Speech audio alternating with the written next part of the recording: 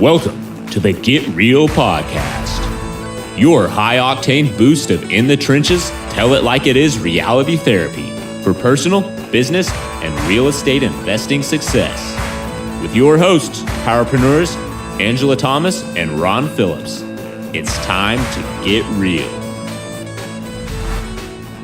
Hey everybody, welcome to the Get Real Podcast. This is Angela Thomas and I'm here with Ron Phillips. Hey Ron. Oh man, here we are. Oh man, hey. Oh yeah, it's going to be good. Yeah, so just a quick reminder, if you haven't, check us out at getrealestatesuccess.com. Subscribe to our podcast, give us some love on iTunes or there. And just as a side note, you can also, you know, if listening to this isn't exciting enough, you can also watch our podcast on YouTube. Stop it. I know. Stop so if you want to see our faces while we're talking, because it's pretty exciting, go look us up on YouTube. It's actually under Invest Prop Coach is the username, and we got a whole channel of education. We are beautiful people. So in the event that you need a little bit of sunshine in your life, look it up. Look it up. Yes, go watch us while we're talking. Much more fun. Boy. All right. Okay. All right. So thanks for that, Ron. So today we are talking about equity. We just kind of want to talk all about this topic. It's a great time to talk about it because, as everybody knows, the market is pretty, I don't know if it's tapped out, but it's pretty high almost everywhere right now, the prices. It's been smoking something really good for 10 years, and it is really high. It is really high, and it likes being high. It's happy. So yeah, buddy. Yeah. Are we back to real estate? This is fun. I know. We've been off real estate for a minute, and this is going to be fun. I like it. So chances are, you guys, because of how the market is right now, if you're listening to this in 2019, it's chances are you have some equity, either in your investment properties, in your personal home, or both. And you may not even know because you haven't checked. Yeah. So this is your opportunity now to, you better check. It's time to check. Why not? Zillow is not exactly trustworthy, but it's an okay place to start, just to get an idea. It's probably way off, but it'll give you an idea. It could be dead on or way off, one of the two. Yeah. For me, in my experience, it's usually way off, but it's not so far off that it, doesn't give you an idea of whether you have equity or not. So just find out, and then you can talk to a realtor and, find out real numbers. But so what we want to talk about is, when is the time to sell, and is selling to your advantage, and how can it be? How can you make it to your advantage? How do you take advantage of this equity? So, or should you? Should you? Yeah. We can't tell you that exactly, but because, who knows? Yeah. It just kind of depends on the individual. We're going to give you our opinion, and don't come back and tell us, hey, I shouldn't have done that, because you got to make your own decisions. All right. This is our unsolicited advice and what we do. Because this is just how we are. We may make fun of some people, and you may get your feelings hurt, and that's okay too. Still leave us some love on the channel, though. Like, don't be a hater just because we made fun of you. Yeah, we still love you. The more, I make fun of everyone. We make fun of people that we love. That's for starters. So in the event that you feel like you got made fun of today, you are loved. Yeah, there you go. Just know that comes from a place of deep love and caring. Awesome. Okay, so Ron, let's start out talking about investment properties. Okay, we can talk about personal residences in a minute. So can we? Because that'll be fun.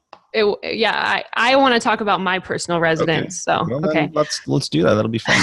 Okay, so starting out though, let's talk about investment properties. So maybe can we do a quick refresher on calculating our returns? We probably should, just in case somebody jumped ahead. Didn't listen from episode number 1, shame on you. Go back and make it up. No, start on 2. Don't listen to 1, please. Don't listen to 1. That's right. I'm just kidding. Who wants to listen to that? Yeah. Okay, so return on investment. Real simple. So let's take some really round numbers so that I can do the math. Thank you. Let's say we're going to buy a $100,000 single family home. We're going to put 20% down. And since this is not about return on investment, we're not going to talk about all the other stuff. We're just going to say that the property after all expenses cash flows $300 $3,000 a year. Okay, whatever that is a month, $280, whatever. Okay, $3,000 a year, positive cash flow after all expenses. And in order to figure out return on investment, you simply take your cash return, that $3,000 that you got in your hot little hand, and you divide that by your investment, which in this case, 20% down on a $100,000 house is $20,000. Very important point. I just slow down for everyone. You're taking your investment, not the price of the home. That's correct. So get your phone out. Now, I don't know, maybe you can't do this if you're listening to the podcast. If you don't have a calculator on your phone, then I don't know what you're plays in the background. So just get your calculator feature out on your phone and plug this in so you know how to do it. So it's really simple. $3,000 divided by $20,000 gives you a decimal point plus a couple of numbers, which are 15. 0.15. Okay, that means if you go back to grade school, you know that you move the decimal over 2 places for percentages. That means it's 15%. 15% cash return on investment. Okay, not simple. Bad. Everybody gets it. Got it. So why would we then? So since we've had that, now I guess the question that we get at our office a lot after a year, 2 years, 3 years, whatever it is. People will call in and they'll say, hey, how do I know when I should sell, or should I sell? What should I be doing with this property? It's cash flow. Because a huge part, I mean, if you guys haven't built a wealth plan with us in our company, a huge part of this plan that we build for everyone who works with us is, the way we help them reach their financial goals is by a huge part of it is repositioning and when to reposition. And that means, when do you sell your properties and hopefully reposition that equity into more properties or the next level of properties, multifamily, apartments, whatever. So everyone has multiple times in their plan where they reposition. So sorry, Ron, I'm not trying to interrupt you, but calculating return on equity lets them know when to do that. In addition to that, I think people need to realize too that, it's easier when you can see the plan visually in front of you, but I think you guys can follow along. So if we put $20,000 into this property and then, over the next couple of years, you've owned this thing, you've been cash flowing, you've gotten your returns, it's been fantastic. People are paying down your mortgage. All that stuff is happening, right? Right. We talked about all that stuff in previous episodes. So now we're on a property, we own a property and it's worth $150,000. Okay. We got some equity in the property. We put the $20,000 is in the property. We didn't spend it. It's in there. So we owe 80 or less because we've been paying, but not a ton less. Okay. So let's just call it 80. And we've had appreciation of 50. So now we have $70,000 worth of equity. So what do we do here? And when do we know that we should at least be looking at maybe selling or doing something? We're repositioning this assets. Right. So if you go on Zillow and it says you've gone up $50,000 or $60,000 or a million or a million, whatever it is, the price. So you know that there's some kind of equity there. How do you calculate what your return is now? Your return changes. Side note, Angela, to go ahead. Derail us. And now that you've said Zillow like 2 or 3 times. I know. I'm sorry. I'm not doing a plug for Zillow. I have no I have interest to do it because we actually had some of our clients whose their little single family homes that they bought for $150,000 were worth like $1.1 million. Holy crap. I don't know if I heard this story. What? It's so funny. We took a screenshot of it. We have a screenshot of this. It's so funny. Then the reason is because Zillow, there was an apartment complex that was built at the same time at the front of the subdivision. And they comped the houses against, not all of them. Just some lucky individuals got comped against the apartment complex. Oh my gosh. So you look at Zillow and all of a sudden your house is worth $1.5 million. Oh, it's fantastic. Oh, that's great. If you could only cash in on sometimes on Zillow's, maybe maybe the whole Zillow buyer thing. Yeah, you're like, where you Zillow, say sell it for me, right? They'll say 10% less. We'll guarantee you 10% less than whatever we have it on there for. That's yeah, take that bad boy for 900,000. That'd be fantastic. It's worth a shot. It's worth a shot. Complete Okay. side note, but yeah, don't. Zillow's not the gospel for sure. But if Zillow does say that you've got some equity, you should definitely check into it because you very well may. Probably not $1 million, but you may. And then Okay, so what do you do with this? What do you do with this equity? You know? Yeah. What do There's you do another now? calculation, Angela, that will tell you really quickly because a lot of people they call our office, but they're like, yeah, but it's cash flowing. I can get a really, really good return on my money. So why would I want to sell it? And that's a very fair question. One that everybody should ask themselves. So really quick calculation is to do a return on equity. Instead of a return on investment, do a calculation on return on equity. And it's super simple, but very eye-opening. All right, So let's take this same property. It was returning a 15% cash ROI. Is it still doing a 15% cash ROI? Yes, it is. Are you still making 15% on the money that you put into it? Yes, you are. Absolutely. But are you making 15% on all of the money that you now have in that property in equity? No. The answer is people no. don't think about that, right? Yeah. So here the market has given you a gift of $50,000. It just said, hey, you're a cool person. Here's 50 grand. And you are saying, nah, I'm good with my 20. I'm good with my 20. No, I'm good with my 20. I only want returns on my 20. I got my 15% and it's doing really good on this 20. Now, if you actually care about those other dollar bills that are sitting out there really wanting to work hard for you, if you care about them at all. Kevin O'Leary on the Shark Tank would say that you very well should care about those little lonely dollars that aren't working. Okay. Right? They want to work. Never ask for a vacation. Sad, they're the greatest employees you'll ever have. Fantastic workers. You got to put them to work. Come on. So here now you have 70,000 of them. Okay. So the calculation is really simple. You take your $3,000 cash flow because that's still your cash return and you divide it by your equity instead of your investment. So $3,000 divided into $70,000 and that gives us a grand whopping total of 4.2%, which is horrendous. You can probably get a stock that returns on dividends that returns 4%.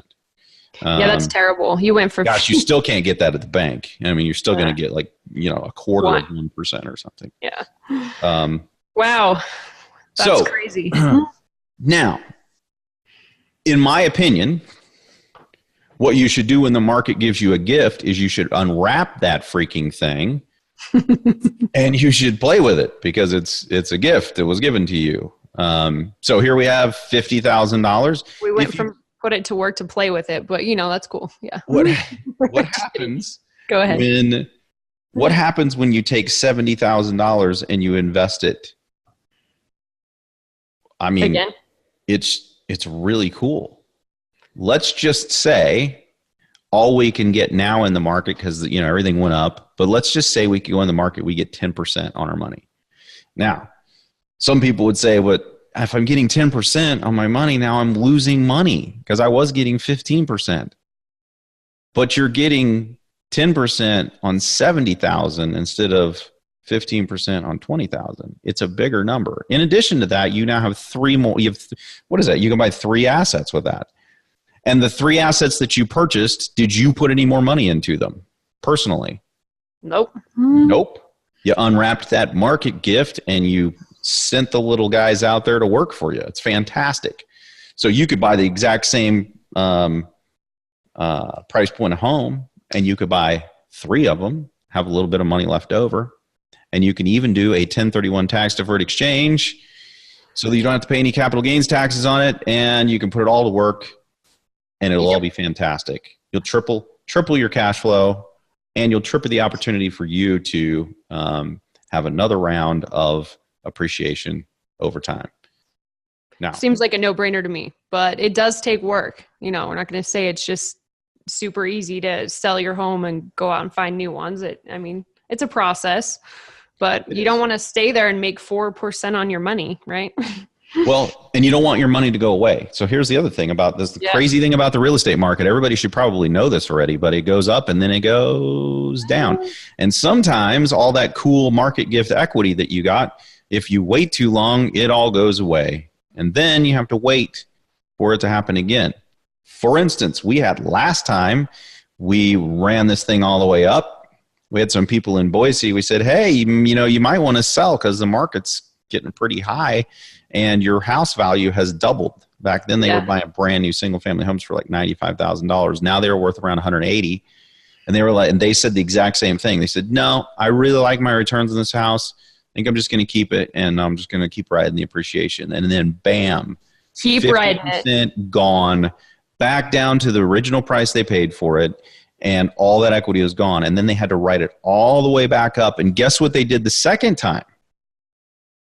They harvested that awesome market gift and they didn't lose it this time. But had they done that before, when the market was at the peak, they would have had more cool little assets out there, all growing in value. And they would have been able to just sell 3, maybe 4 houses this time and then do it again into smaller commercial type. Right. properties. So they're a reposition, what we call a reposition behind what they would have been if they would have done it originally. A full decade.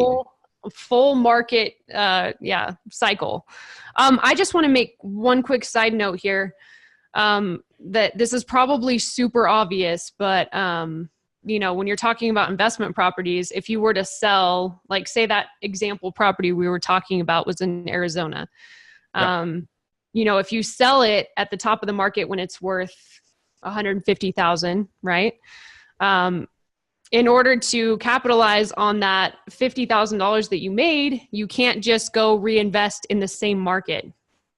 Sorry, that's probably super obvious to everybody. You know what? That sounds super obvious. However, if you'll recall, Angela, it wasn't but like 2 years ago where that very scenario came up in our office. And the company... Sorry, it was funny the way you said that. Yeah. When they called our office and they said, hey, we're thinking about getting a cash out refinance on our property in our 2 properties in Arizona so that we can buy some other properties in Arizona. Oh yeah. This happens. And I what? My whole brain shook in my head and I was like, what are you talking about? Why would you do that? Now you're gonna go from a cash flow positive situation to a cash flow neutral situation, and you're gonna buy at the top of the market, and you're gonna increase the loan on the one property, thus eliminating all of your equity, and then you're gonna buy properties with 0 equity in them at the top of the market, and none of which are going to cash flow. That is absolute brilliance on display right there. And to boot, these particular people, they were being told this by an investment company, someone who actually is supposed to know better. And the reason that they were selling them those properties is because why? Because they were in Arizona. They're in Phoenix. Yes, because that's the only properties they have to sell them. Yep. Now, that's how they get another sale. So see, I told you we may hurt somebody's feelings today, but we may have just hurt some feelings. I'm sorry. But whatever, I don't even care at this point. So you can leave some nasty comments if you're if you've got an investment real estate company in Phoenix and you tell people to do that ridiculous, stupid thing that I just said. You can put all the negative comments you want on there, and then everybody will know never to buy properties from you again. Oh. Okay, moving on. So I guess this does happen. I just wanted to say that that's one way to just waste all your equity right there and get yourself in a worse situation. So, oh my gosh, sometimes, and look, it's one thing to be a new and a novice investor out there and think that sounds like a great idea. It's a whole other thing to be a company providing supposed investment knowledge and experience into the market who would tell somebody to do something so stupid. So shame on you. And for anybody else who's gotten that kind of ridiculous feedback, go find somebody else to work with because that's ridiculous. Okay. Yeah. So the whole point here is, right, Ron, if you take that home that's appreciated and you sell it to take advantage of the equity, you got to take that equity and go find deals somewhere else that still cash flow at a good number, right? And can you do that? Yes. Well, we're Yes. still finding them. So yes, you can. We do it all the time. Now, for anybody out there who is on the West Coast, you have equity unless you bought in the last year or 2 years. You have equity, guaranteed. You do. Okay. Yep. And if you want to reposition that, I would suggest to you that that's a really good idea. Let me tell you about somebody we just helped. This was just a couple months ago. We helped a lady named Jane. She bought very smartly. Yes, she did. Back when we were trying to get people to realize that you should buy in these areas that got really badly affected by the last crash. Back when everyone was scared, she bought. Yep. She bought brand new construction, and you would also think you shouldn't be able to do this, but back then, basically, you get the land for free. Okay, so basically, it was just construction cost. So she bought 3 fourplexes. And they had a fantastic cash return on investment. The cash return was over 20%. They were really, really good. They operated really, really well. I think this was in 2012, if I'm not mistaken, 2011, maybe somewhere around there. And then there's just this last year, end of 2018, we helped her sell that property. She put around $65,000 down on each of these, and each one of them had now an equity of $265,000 each. Wow. So nice. She put a total of less than $200,000 down. Now she had over $600,000 to work with, 700 and change. And when we did the calculation, her return on equity was somewhere around 4.5%, which was horrible. So when we went through the explanation to her, and then we showed her a plan that said, look, you can take the equity from here, you can put it into all of these properties over here in the Midwest, and you can save that equity. So can she get the same type of growth that she can get out on the West Coast in the Midwest? No, she can't. No. But she can harvest that equity, put it into safe cash flowing properties in the Midwest, and then when everything falls apart again, we'll go back and we'll buy some more properties back over there, and we'll do it all over again. But what she did was she took like less than $200,000 and she net put it into about $750,000, and we were able to do a 1031 exchange with that money into a bunch of different properties. And she also diversified her portfolio into several different marketplaces. She's now receiving 14% on the $600,000. Now, why 600 and not 750? Because she did all of this with a home equity line of credit back in the day. She bought all these properties with a home equity line of credit. She wanted to pay that off in full, so she didn't have that payment, and then invest the difference. So the difference was $600,000. So she invested the $600,000. She's getting 14% on that. We increased her cash flow by 300%. Folks, that's sexy. This happens over and over and over. And here's the thing: how much extra money did it require of her to make all of that extra cash flow happen? $0. $0, and she paid off debt. And she paid off the original $0 because she borrowed that money. So of her own money out of her pocket, she used $0. So she used a home equity line of credit to buy assets that increased in value over time. She paid off the home equity line of credit, and then she invested the balance, the $600,000, which is all free money. It was a market gift. She unwrapped that bad boy, and it's fun. That's the gift that's on given the whole year round, as Cousin Eddie would say, right? So, amen. That is why full story. You do return on equity. That is why, and that is why you sell sometimes. So, could she have taken a line of credit out on her, or cash out refinance out on her 3 fourplexes in Boise? Sure, she absolutely could. But when you actually figure the numbers, it's better to just reposition the money, right? Yeah. Because those properties were likely at the top of the market. So what happens if you pull equity out of them and then the market drops? That's what I was just going to ask you. I'm like, what if you take out a home equity line of credit, buy new assets, and then you lose the equity in those homes because the market dropped? Yeah, it was a pretty safe thing to do in 2011 because, well, house prices nowhere to go but up. They weren't going down then. They were already down. But But right now, that absolutely could happen. I mean, we have been on a run for over 10 years now, going up, up, up, up, up. And at some point, we're going to be at the peak and we're going to come down. Now, probably not like 2008, but we could. I mean, something could happen that forces the market to go down that drastically. We can all only hope and pray that happens, but it could happen. So yep. I'm not a fan of doing that right now. Yeah, me either. But man, if you're sitting on a bunch of equity, the market has given you this massive gift. Take it. Yeah. Speaking of, there's also a bunch of people out there, including me, that have equity in their personal homes. I thought I bought at the top of the market like 3 years ago. I was thinking it was because it was getting up there. I was like, yeah, we got to be close. But since I bought my home 2 or 3 years ago, I found out that I have between $120, $150, probably $1,000 of equity in my home. Awesome. And I could just stay there and ride it out. And I mean, I don't need to sell. My home's fine.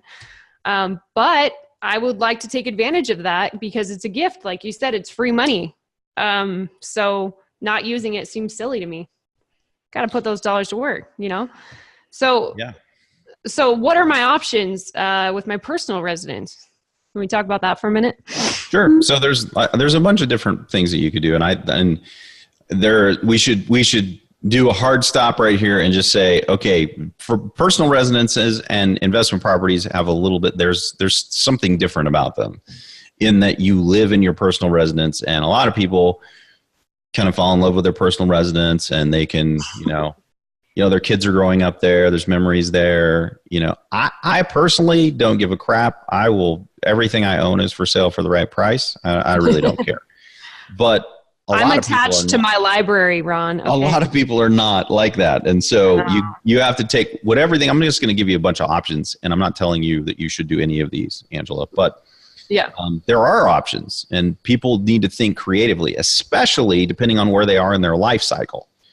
Right? If you want to retire at some point and you don't have enough assets, and the market has given you a gift of 150, 200, some of you out there, $500,000, $750,000, $1 million, and you don't take advantage of it,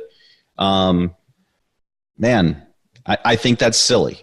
Okay. But again, if you're in love with your home and you just want to pay it off and that's where you want to live for the rest of your life, we didn't talk about ball game. We didn't mention that either, and I'm sorry. We got to come back to my personal residence. But with rental properties and with your personal residence, I mean, there's probably people out there going, shouldn't I just pay it off and have no debt, right? Sure. And if for the paid off crowd, knock yourself out. Nothing wrong with that. However, let's go back to the example of Jane, right? So she bought each one of those fourplexes she bought was around $260,000 to $265,000. Okay. She put $65,000 down. She was paying on them. Market gives her $200,000. Now she has $265,000 each of equity. Right. So now she has the exact same amount of money it costs to purchase them cash. Okay. Right. Now, if she goes about paying them off like she was on her mortgage, it's going to take a long time to make that happen. In addition to that, she's probably going to lose the equity in her properties. So if I have to have my properties paid off, that's what I'm doing. It still makes sense to take the $265,000 out of there and go pay cash for something. Because now you have, instead of $65,000, you have $265,000 with which you can go pay cash for something, if that makes sense. Yeah. You're still way ahead taking your money and moving it somewhere else. Now that screws up that could potentially screw up a 1031 exchange, and that there are rules to a 1031 exchange. You have to spend more money, right? So when you're paying cash, you may end up with some what they call boot, which you'd have to pay taxes on. Still, leagues ahead of where you would be if you didn't take the market gift. And with the personal residence example, if I was like, oh, I don't want to have any debt and I want to pay this off, the amount of time that I, got that market gift, it took 2-3 years for me to make 150,000, whatever it is, equity. And you did nothing. And I did nothing. And the amount of time it takes to pay off your mortgage is, it takes, way longer. I didn't make hardly a dent on my mortgage in that same, 2-3 years. So wouldn't it make more sense even for me if I was trying to get out of debt? It seems like it would make more sense to take the equity out of my home, sell it, and go get in a better position on a similar home, right? Right. So, there's a ton of different things you can do. You're only limited by your creativity, but here's a creative thing you could do. You got $150,000. So let's say you put, I don't know what you put into your other house, but let's say you put $20,000, $30,000 into your other house because it's, you don't have to put much down on an FHA loan, right? So now you've got some equity in your property. There's 20,000. So now you're at $170,000, right? Well, $170,000 on a house that if you put 20% down, you probably, whatever the value is, right? I don't want to tell all your business on the podcast. So whatever let's just say you it's put worth $450 now. Do a sideways slide. Okay. So let me make up some numbers. Let's say your house was $300,000. It went up to $450,000. Okay. And you had $20,000 into it. So now you had a $300,000 house, which is what you purchased originally. Now you have nearly half after you pay commissions and everything like that. You probably got about half of what the original house cost. Right. So if you're I want to pay my house off kind of person, nothing wrong with that, right? If that's who you are and that's the stage in life that you're at, it makes sense, like Angela said, to go find a house that you can affect the value of it because it needs some work, or you can just get a good deal. It's going to take you longer to do that. But if you do, and you put $50,000 down on it, and you can get in for $350,000, $400,000. Now you've got $100,000 that's tax-free off the table that you can go invest, right? So there's one thing you could do. You can take a portion of that money. If you live in the house for 2 years, which you have done, Angela, then all of the gain is tax-free in your personal residence, right? So you're good. Yes. Well, up to a certain amount, which you're not over. So thanks for that, Ron. Okay. So you now have tax-free money. So that not only is that a market gift, but it's a tax-free market gift. And you can take that money, you can go invest in other properties that are bringing in income for you, which gets you to your income goal which is what we even started this thing talking about, right? That you want to be able to retire. And at the same time, you can start over on another house with which you can make some changes and improvements to the property so that you can increase the value and do it all over again. Right. Exactly. Yep. And that's a great idea. If you're not a person who is in love with your house, or even if you are, but your goal is what we were talking about, to get a house paid off that you live in, and also to create income. There's tons of different things you could do. You could take the full 150 and put it down on another property, or you could put $50,000 down on a property. You could do $50,000 worth of work and put $50,000 in the bank just for a rainy day. There's so many things you can do. But you can't do any of that if you leave it trapped up in your house. Right. And man, there's so many people out there sitting on huge chunks of free money that they've been given. And so many of them are going to, in a few years, I don't know how long, nobody does, it's going to be gone. And they're going to be complaining because they didn't do anything when the market was up. I'm telling you, it's up. It's been over 10 years. It's up. It's not going to keep going. Yeah, so I could sit here and wait for it to go up further because I'm really greedy like that. No offense to anyone out there that is, waiting. You can take offense if you want. Dude, trying to pick the top of the market, we know we're close. I thought I was there a couple years ago, and that was not accurate. But, trying to wait for the top of the market before you use your equity is a risky gamble that I'm not willing to take personally. So... it's at some point, the amount of equity that you have is sufficient for you to go, okay, if someone wrote me a check for that, I'd move. Right. Now, I had a realtor, just an aside, I had a realtor who called me up, guy who sold me this house that I'm currently living, this house right here, if you can see me on YouTube, this home. he called me up and he said, "Hey man, I've got somebody interested in your neighborhood. Now, I've only been here for a year in this house. Said, hey, I've got somebody interested in your neighborhood. Would you be interested in selling it all?" And I said, "Man, for the right price, everything I own is for sale." He laughed. He said, "What's the right price?" I told him what the right price was. And he goes, "Yeah, well, I mean, that's probably not going to happen." I'm like, "Well, then I'm probably not going to move." Yeah. But there But is whatever your price is, there's a number. Every person listening, you've got a number, right? So if your number's not 150, cool. No worries. Stay in your house. That's fine. But I guarantee you got a number. If the number is out there already on your house and you just haven't bothered to even look or think through what changes in your life could come because you haven't done a calculation on return on equity, then you're silly, because it's going to take another full market cycle for you to get this money back. Yep. And if you take it off the table, you can do some really powerful, very cool things with it. And you're really only limited by your imagination, like we were just talking about. Yeah. And real quick, Ron, I know with my equity, for instance, I could also do like a cash out refinance or a home equity loan. And people would do both of those, but in those cases, I could end up in a worse situation with higher expenses and then lose that equity, right? Yeah. So, if you get into a home equity line of credit, you have a super low rate. Most of those rates are not fixed. In addition to that, most of those lines of credit, they can be canceled anytime they want. Ask all of the people in California, because when everything fell apart and you had an open line of credit with which you could draw on, they just shut them off.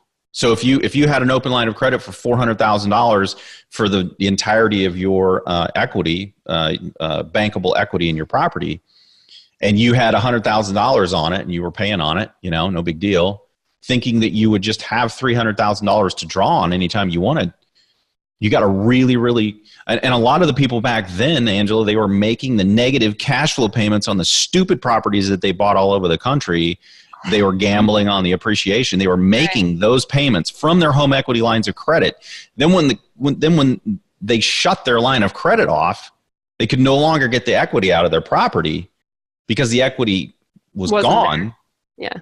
They were screwed and they lost all of their other properties. So you just have to think through those things. Is now the best time to be doing a home equity line of credit on a floating rate where we've had, rates have been historically low for over a decade? Yeah. I don't know. If I don't like Vegas that much, and the reason I don't is because I don't like losing money. And so, if you're a person who loves Vegas and loves to gamble, then take your risk, I guess. Yeah. But I'm not willing to do it. No, for me personally, I would rather get that equity out of the home officially and use it for something that I know is going to. Yeah, look, if you're not a I want to pay off my house kind of person, but you want to do a sideways slide on your payment, you can buy a hell of a lot nicer home. Right. Just put more money down on the hell of a lot nicer home, keep your payment the same, and move up in the world if you want. There's so many things you can do with that equity, and that equity will be gone like that as soon as the market corrects. And then you'll be going, man, I should have taken that $300,000 or that $500,000. I should have taken it out. If Jane had dinked around and not taken her equity out of those properties and put it into more cash flow, she wouldn't be able to live right now without having to work like a dog. And instead, she's financially freed up. She can do whatever she needs to do now. She can work when she wants. She can do whatever she wants to do. All because she took some action on a market gift. I keep saying that. Right. Yeah, I know. No, I was just going to say, so, to wrap this up, if you're one of those, most of you out there probably got. Wrap it up. Come on. That was a fantastic pun. It is. Okay. But most of us probably actually have a market gift right now. And because that's where the market's at. So you got to decide if you're going to take that gift and unwrap it or ignore it and let it, go to waste or go away. So it's totally up to you. And we're done making fun of you for now. So for now, if you are one of those, make fun of you. It will be even worse when we make fun of you after the market corrects and you still didn't do anything. If you haven't done anything, stop listening to our podcast. And I promise, I promise, as soon as that happens, we are going to do an episode about all of the people who lost millions and millions and millions of dollars because they didn't act back when we told them to with their equity. So you've been warned. You've been warned. Okay. We will make fun of you, and it will not be. We are not even going to pull the punches then. No, but we still love you. We still love you, Ron. We will still, because we only make fun of people that we love. Yeah, exactly. Okay, well, on that note, thanks for listening. Hope you enjoyed our talk about equity. If you have any questions on it or comments or, love you want to give us, if you're mad at us, you don't have to comment, but love you want to give us, go, write us a review on iTunes or visit getrealestatesuccess.com. Let us know what you think, and we'll see you next time. Thanks, Ron. Yep, see you next time. This has been the Get Real Podcast. To subscribe and for more information, including a list of all episodes, go to getrealestatesuccess.com.